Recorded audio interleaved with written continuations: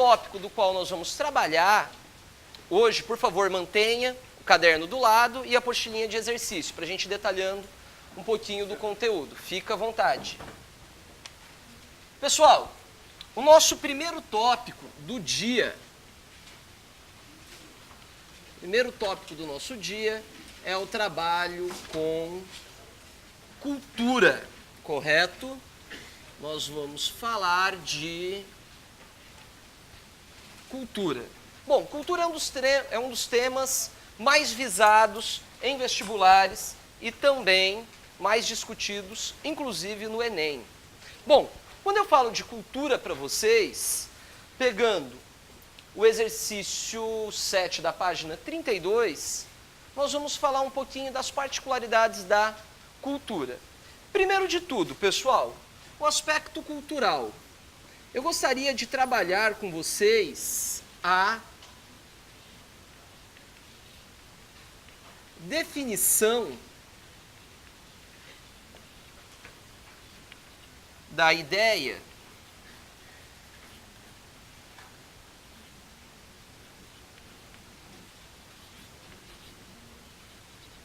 de cultura. Então a gente começa a trabalhar aqui a partir dessa ideia da definição de cultura. Sempre quando nós falamos em cultura, eu vou pedir o silêncio de vocês, fazendo um favor. Sempre quando nós trabalhamos com a ideia de cultura, pessoal, a gente tem que visualizar alguns aspectos. Primeiro de tudo, a ideia de cultura é na perspectiva de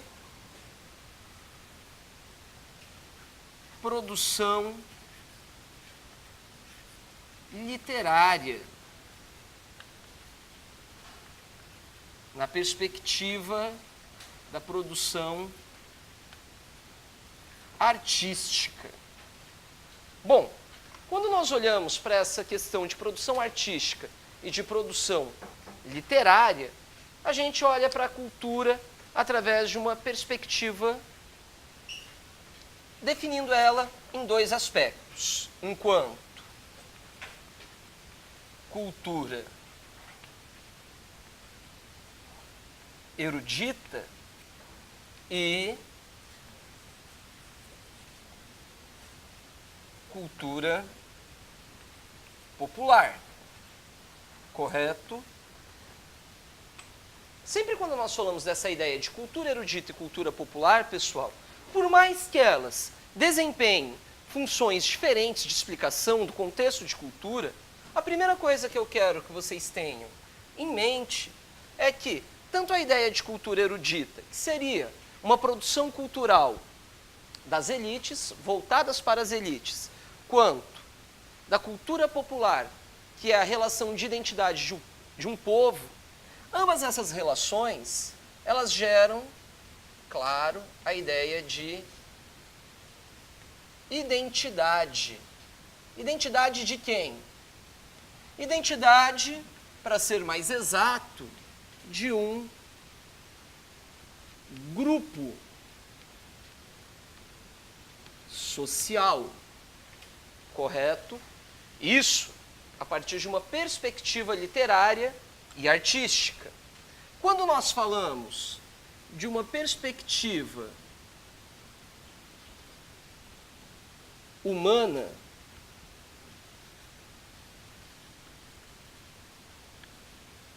e pessoal, quando falamos de cultura, de que maneira nós vamos fazer essa assemelhação? Bom, é muito simples. Quando nós falamos de cultura a partir de uma perspectiva humana e pessoal, nós atribuímos cultura à soma de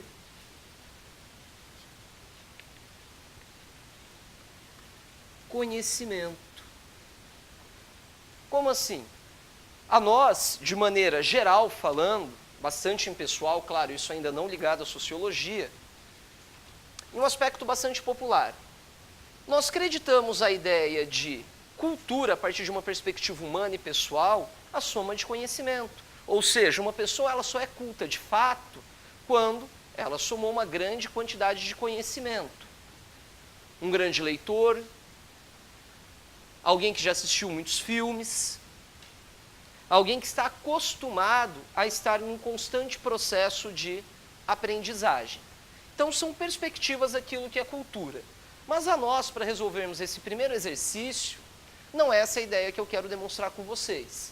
A ideia que eu quero demonstrar com vocês é uma perspectiva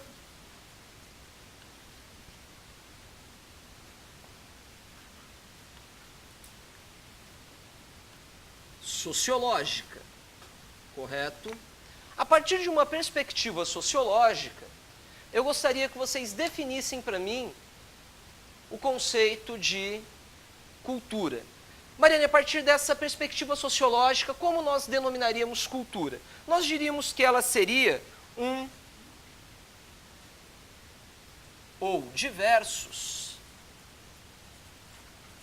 padrões de comportamentos. Seriam os padrões de comportamentos. Esses padrões, pessoal, seriam desenvolvidos por quem? Eles seriam adquiridos, claro, pelos grupos humanos. Em outras palavras, a partir da nossa perspectiva sociológica, entenderíamos cultura como tudo aquilo que o homem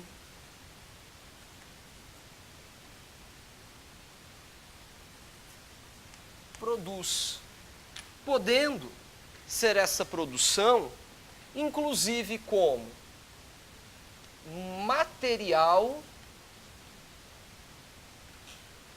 certo? Essa produção, ela pode ser material, como ela também pode ser considerada não material. Por que para nós isso aqui é fundamental, essa definição de cultura? Sendo ela material ou não material. A partir do momento que a produção cultural ela se torna material, seriam todos os utensílios produzidos e utilizados pelo homem e deixados isso ao longo do tempo. A cultura não material, ela seria aquele conjunto de abstrações produzidas pelo homem. Por exemplo, de fato, vocês nunca viram leis. Por quê? Leis são abstrações, mas é um conjunto de material cultural, um conjunto de abstração que vai regular a vida do homem. Estado, de fato, vocês nunca viram Estado, mas vocês vivem sobre essa perspectiva de Estado. Cultura não material. Então, tudo aquilo que é produzido pelo homem ao longo do tempo, sendo ele material ou não material, tudo aquilo que é deixado pelo homem como resquício, nós consideramos como objeto de cultura. Maravilha! A grande sacada que eu gostaria que vocês tivessem em mente para a resolução desse exercício, eu vou pedir para vocês destacarem, não vou utilizar o quadro nesse momento. Eu gostaria que vocês colocassem para mim que cada cultura, aliás, que cada grupo humano, cada grupo humano, ele tem a sua perspectiva cultural particular. Cada grupo humano tem a sua perspectiva cultural particular. Isso para nós é fundamental? Com toda certeza. Se nós formos olhar o mundo ocidental e se nós formos olhar o mundo oriental, a perspectiva de cultura é muito diferente. Mariane, você poderia dar um exemplo para nós? Com toda certeza. Se eu pegar a questão da mulher, a questão da mulher é um grande exemplo para nós. A maneira como ela é vista, tanto em algumas sociedades orientais, principalmente algumas sociedades voltadas mais à religiosidade do Islã, como nós falamos da mulher ocidental, a mulher brasileira. Um grande exemplo. Para nós, as mulheres brasileiras irem à praia de biquíni é algo absolutamente normal. É da nossa perspectiva cultural. É uma coisa de hábito do brasileiro. Claro, em um país com o Islã enquanto religiosidade, isso seria uma afronta aos costumes deles, uma vez em que eles consideram que a mulher não pode mostrar em público partes do seu corpo. Então, cada cultura ela vai transparecer a sua identidade de uma forma. Então, destaquem para mim sempre que cada grupo humano ele tem a sua perspectiva cultural particular, certo? E claro, para nós é fundamental, sempre que se olhar a uma cultura, isso é fundamental, sempre que se olhar a uma cultura, nós não podemos olhar para essa cultura com os nossos hábitos, com os nossos olhos, mas sim sempre olhar para essa cultura com a sua perspectiva particular, ou seja, com a perspectiva daquela cultura, certo? A partir desse contexto de cultura, ficou bastante claro a vocês? Sim ou não? Maravilha. Chego no ponto do qual eu gostaria de trabalhar com vocês. A ideia de etnocentrismo. Quando eu falo em etnocentrismo, pessoal, esta ainda é uma perspectiva da compreensão das relações de cultura. Ela também é uma perspectiva das relações de cultura. Em outras palavras, Mariane, o que seria essa ideia de etnocentrismo? Para ficar mais fácil a vocês, eu gostaria que destacassem para mim, fazendo um grande favor. Etnocentrismo, pessoal, destaquem, é o subjugamento de uma cultura, a partir de outra perspectiva cultural.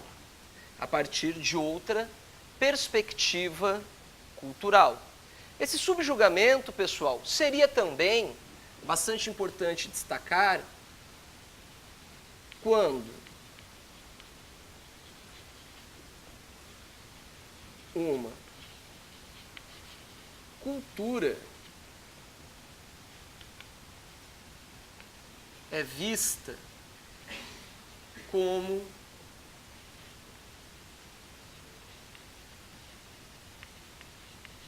superior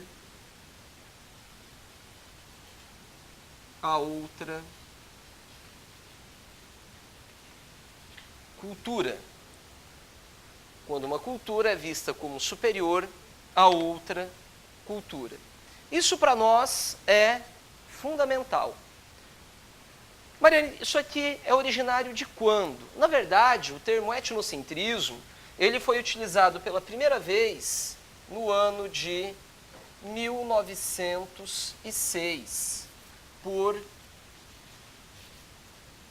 William Summer.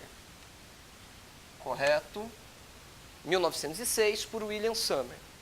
A ideia dele é, toda vez que se olha para uma perspectiva cultural, a partir do momento que você tem a sua própria perspectiva enraizada, você julgando ela ou como superior ou como inferior, você pratica o etnocentrismo.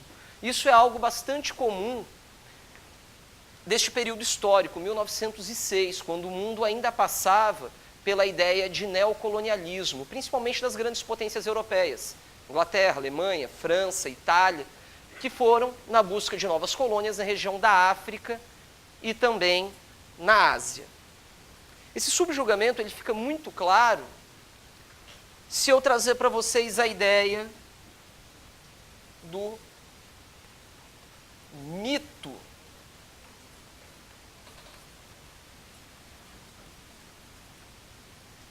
de Tarzan. O mito de Tarzan, ele é fundamental a essa relação de identidade.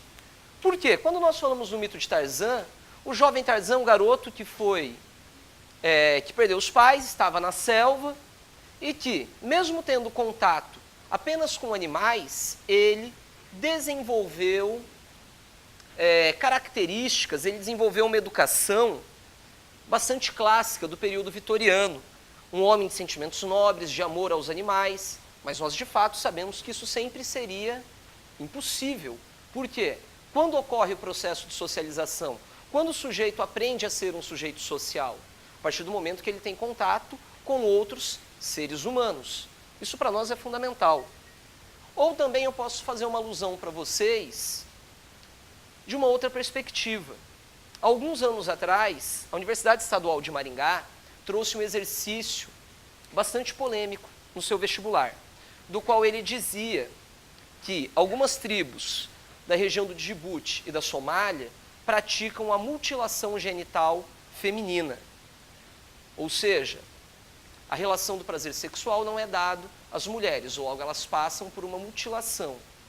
E aí trouxeram uma perspectiva de que a mutilação sexual ela é vista como algo pejorativo, como algo errado, a partir das perspectivas dos direitos humanos.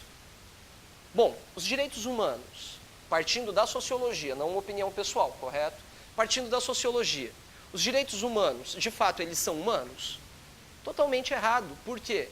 Porque os direitos humanos, eles tomam uma sociedade como um ponto de referência e não considerando as particularidades de cada um desses grupos sociais. Isso ficou compreendido por vocês? Ficou compreendido por vocês?